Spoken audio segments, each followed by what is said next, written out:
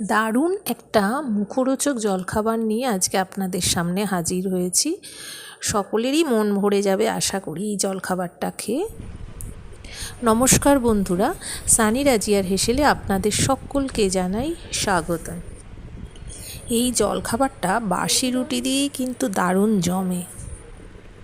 তা কেউ যদি মনে করেন যে বাসি রুটি দিয়ে খাবো না, তাহলে সকালের রুটি বা রুটি করার কিছুক্ষণের পর, অর্থাৎ রুটিটা বেশ একদম ঠান্ডা হয়ে যাবে, তারপর কিন্তু এটা করা যাবে। গরম গরম রুটিতে কিন্তু এটা মোটেই ভালো লাগবে না।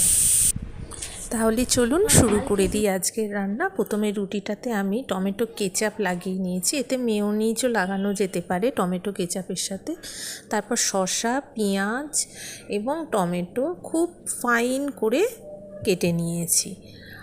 আর বাচ্চাদের না দিতে চাইলেও বড়রা এতে কাঁচা লঙ্কা এবং গোলমরিচ, আর আমি এতে দিয়েছি অরিগ্যানো, চিলি ফ্লেক্স আর চিজ গ্রেট করে। তার ফলে এর স্বাদটা দারুণ সুস্বাদু হয়েছে। প্যানেতে সাদা তেল অথবা বাটার, যার যেমন খুশি দিয়ে বেশ রুটিটাকে কড়া করে ভাজতে হবে, বেশ একটু ক্রিস্পি হবে, তবে খেতে স্বাদ আসে।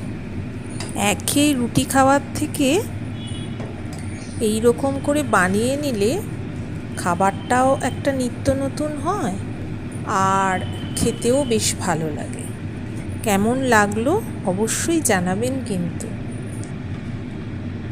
আর হ্যাঁ, আর একটা কথা, অবশ্যই কিন্তু লাইক করবেন, শেয়ার, কমেন্ট করবেন, পারলে